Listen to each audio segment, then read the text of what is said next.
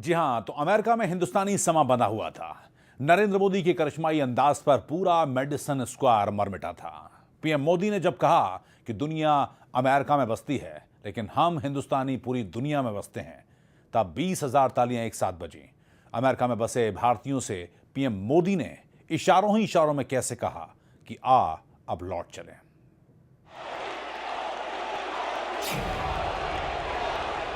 जब मैं गुजरात का मुख्यमंत्री था तो एक बार मैंने एक कार्यक्रम में कहा था, मैंने कहा जिसको हिंदुस्तान वापस आना है जल्दी आइए, देर मत कीजिए।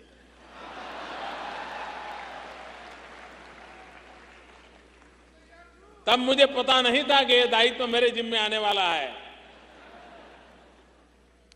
लेकिन अब यहां रहने वाला हर व्यक्ति कितने ही सालों से अमेरिका में बसा हो, अब उसको भी लगने लगा है एक पैर तो हिंदुस्तान में रखना ही चाहिए।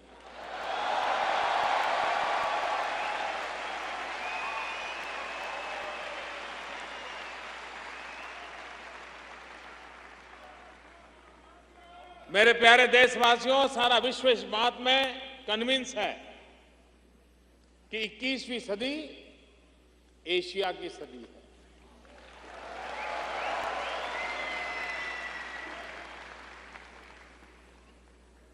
अमेरिका के भी गणमान्य राजनेताओं ने पब्लिकली ये कहा है कि 21वीं सदी,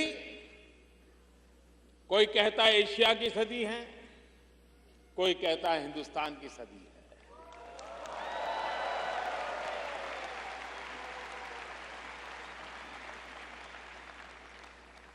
और ये ऐसे ही नहीं कहा जाता। भारत के पास वो सामर्थ्य है, वो संभावनाएं हैं, और अब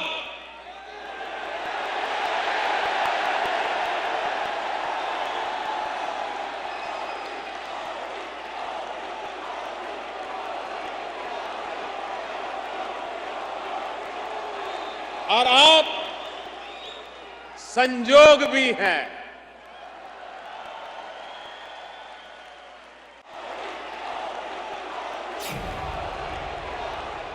अमेरिका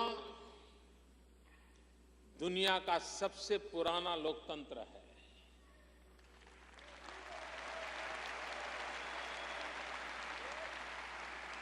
भारत दुनिया का सबसे बड़ा लोकतंत्र है।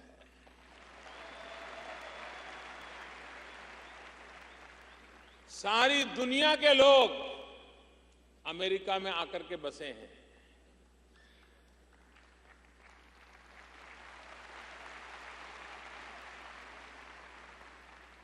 और भारत के लोग सारी दुनिया में जाकर के बसे हैं।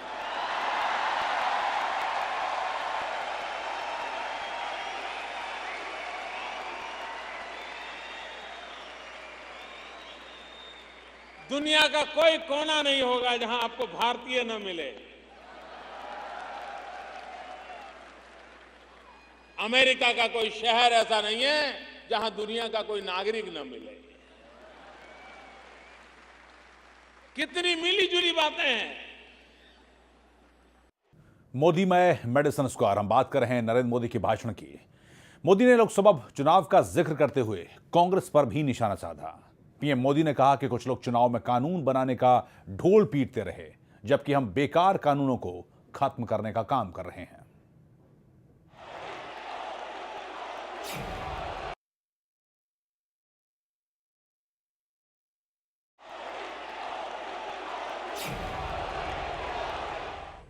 हमारे यहां पहले जो सरकारें थी वो इस बात का गर्व करती थी कि हमने ये कानून बनाया, हमने वो कानून बनाया, हमने ठीकना कानून बनाया, हमने फलाना कानून बनाया। आपने पूरे चुनाव के कैंपेन में देखा होगा, यही बात चलती थी, हमने ये कानून बनाया, हमने वो कानून बनाया। मैंने काम दूसरा शुरू किया है। मैंने कानून जितने पुराने हैं बेकार है सबको खत्म करने का शुरू किया।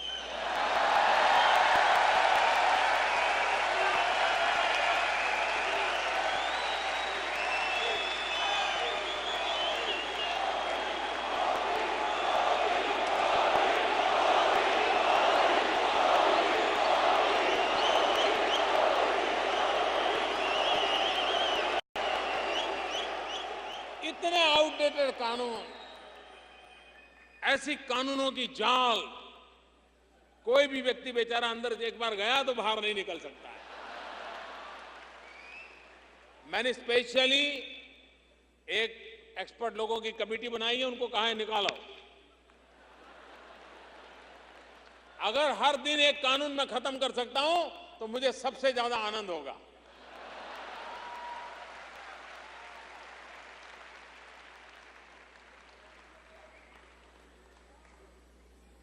अगर गुड गवर्नेंस की मैं बात करता हूं तो गवर्नेंस इजी हो, गवर्नेंस इफेक्टिव हो और गवर्नेंस जन सामान्य की आशा आकांक्षाओं की पूर्ति के लिए होना चाहिए, उस पर हम बल दे रहे हैं। आपने अखबारों में पढ़ा होगा, अखबारों में छपता था कि आजकल दिल्ली में सरकारी अफसर समय पे पहुंचते हैं।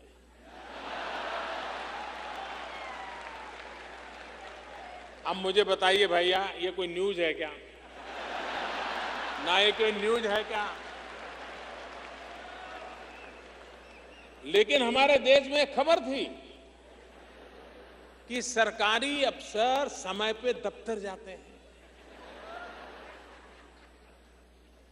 ये समाचार मुझे इतनी पीड़ा देते थे कि क्या समय पे जाना जिम्मेवारी नहीं है क्या?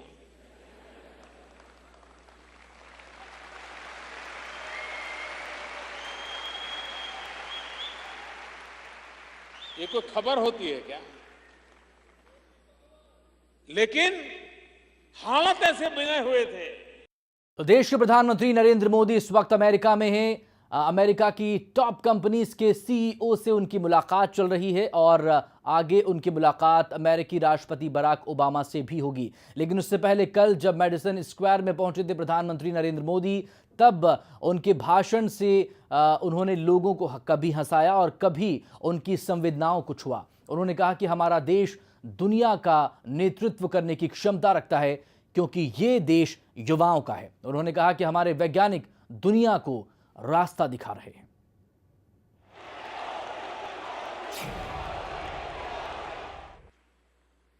हमारे देश में एक और दिक्कत है, और अगर देश को प्रगति करनी है तो सरकार का दायित्व बनता है गुड गवर्नेंस। आप लोग भी, आपकी क्या शिकायत होती होगी? यही है, साहब एयरपोर्ट पर उतरे थे, ऐसा हुआ।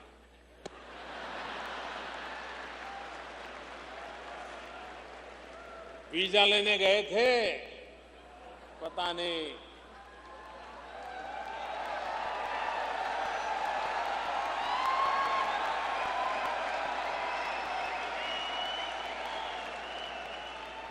भले ही मैं हजारों मील दूर रहता हूं आपसे, लेकिन आपके दर्द को भी भली भांति जानता हूं।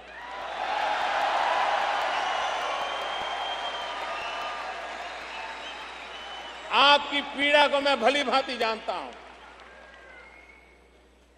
और इसलिए भाइयों बहनों, हमारी ये कोशिश है कि हम विकास को एक जन आंदोलन बनाएं। और जब मैं विकास को जन आंदोलन की बात कहता हूं, हम लोग हिंदुस्तान की आजादी के इतिहास से भली भांति परिचित हैं। अंग्रेज लोग हमारे देश में शासन करते थे, उसके पहले कई लोगों ने हमारे देश पर शासन किया। करीब 1000-1200 साल तक हम गुलाम रहे। लेकिन अगर इतिहास देखेंगे, हर समय कोई न कोई ऐसा महापुरुष मिला है जिसने देश के लिए बलिदान दिया है।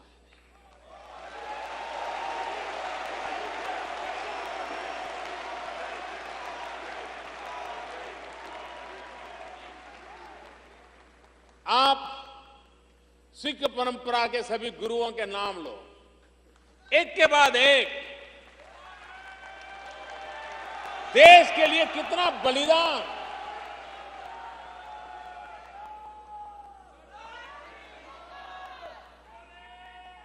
कितना बलिदान। भगत सिंह तक उस परंपरा को देखिए।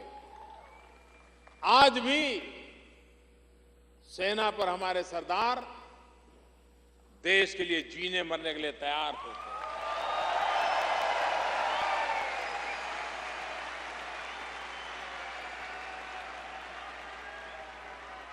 हर युग में महापुरुषों ने देश के लिए बलिदान दिए। महात्मा गांधी का सबसे बड़ा कंट्रीब्यूशन था। आजादी के जंग में पूरे हिंदुस्तान को, हर नागरिक को अपने काम के माध्यम से ही ये मैं देश के लिए करता हूं, ये भाव जगा करके आजादी के आंदोलन को एक नई ताकत दी थी। भाइयों बहनों, जिस प्रकार से आजादी का आंदोलन एक जन आंदोलन था, वैसे ही विकास ये जन आंदोलन बनना जरूरी है। हिंदुस्तान के 125 करोड़ देशवासियों को लगना चाहिए कि मैं बच्चों को अच्छी तरह शिक्षा देता हूं, मैं भले शिक्षक हूं, मैं देश की सेवा कर रहा हूं, मैं प्रधानमंत्री से भी अच्छा काम कर रहा हूं।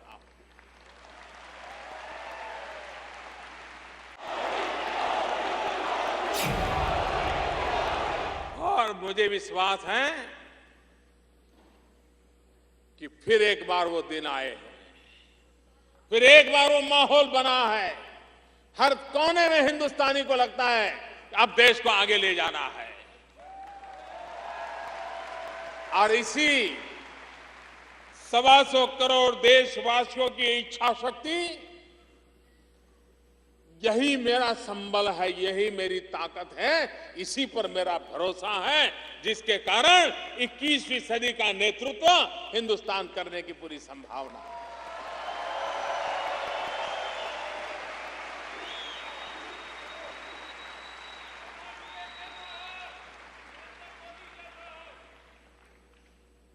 हमारे नौजवान आने वाले दिनों में, आप लोग जो पढ़ते होंगे उनको पता होगा, 2020 के समय आते आते दुनिया में इतनी बड़ी मात्रा में वर्कफोर्स की जरूरत पड़ने वाली है। उनके यहां सब बूढ़े बूढ़े बूढ़े लोग होंगे। दुनिया के पास काम करने वाले लोग नहीं होंगे। हम पूरी दुनिया को वर्कफोर्स सप्लाई कर पाएंगे।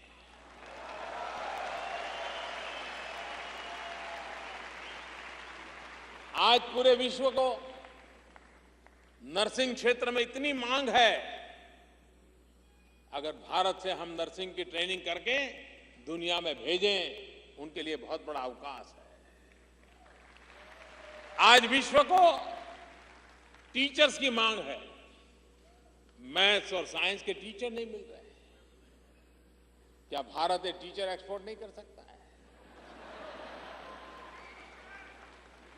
जिस देश के पास नौजवान हो, उन नौजवानों की क्षमता बढ़ा करके विश्व में जिस प्रकार के मैन पावर की जरूरत है, भारत अपनी युवा शक्ति के माध्यम से दुनिया में छा जा सकने की ताकत रखता है, दुनिया में अपनी जगह बनाने की ताकत रखता है। भारत के नौजवान की टैलेंट दुनिया को उसका लोहा मानना पड़ेगा। मेरे भाइयों बहनों, आप लोगों ने यहां आकर के क्या कमाल नहीं किया है।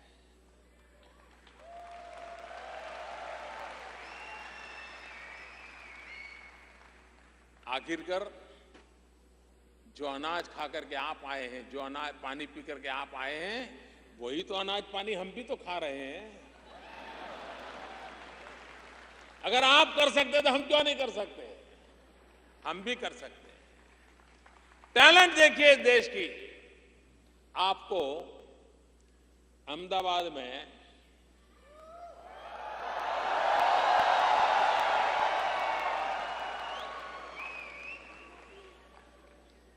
अगर 1 किलोमीटर ऑटो रिक्शा में जाना है तो करीब 10 रुपया खर्चा होता है। 1 किलोमीटर ऑटो रिक्शा में जाना है तो 10 रुपया खर्चा लगता है। भारत की टैलेंट की कमाल देखिए। 650 million kilometre, 65 crore kilometre Mars की यात्रा की हमने।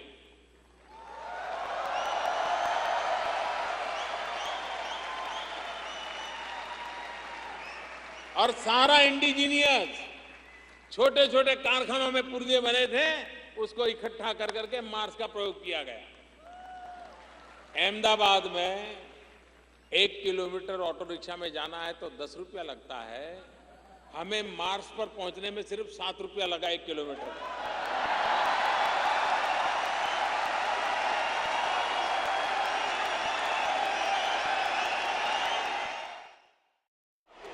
मेडिसन स्क्वायर से अपने ऐतिहासिक भाषण में प्रधानमंत्री नरेंद्र मोदी ने अमेरिका में रह रहे करीब 30 लाख भारतीयों को बड़ा तोहफा भी दिया है।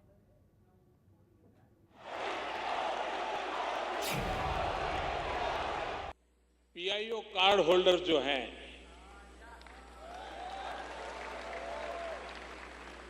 उनकी वीजा की कई समस्याएं हैं। हमने निर्णय किया है पीआईओ कार्ड होल्डर को आजीवन वीजा दिया जाएगा।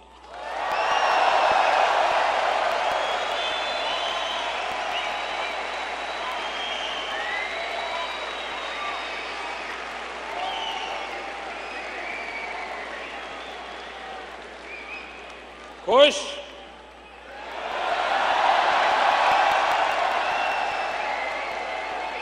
उससे भी आगे जो लंबे समय तक हिंदुस्तान रहते हैं उनको पुलिस थाने जाना पड़ता है। अब उनको पुलिस थाने जाना नहीं पड़ेगा।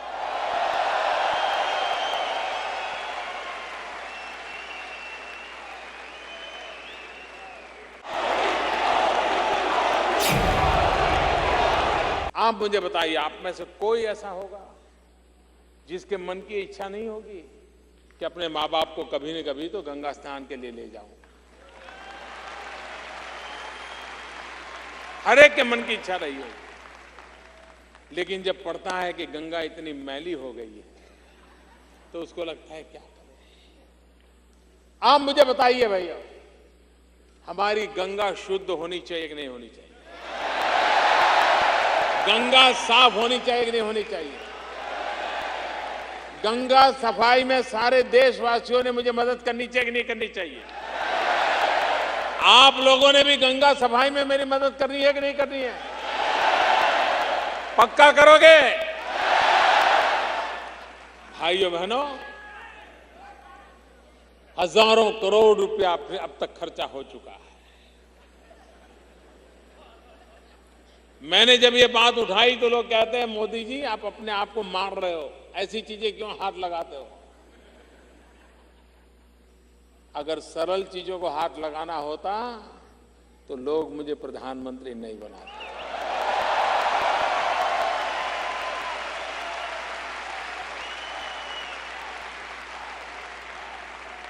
मुश्किल कामों को हाथ लगाने के लिए तो मुझे बनाया है। और मेरी 125 करोड़ देशवासियों की गंगा के प्रति जो आस्था है, उस आस्था में मेरी भी आस्था है।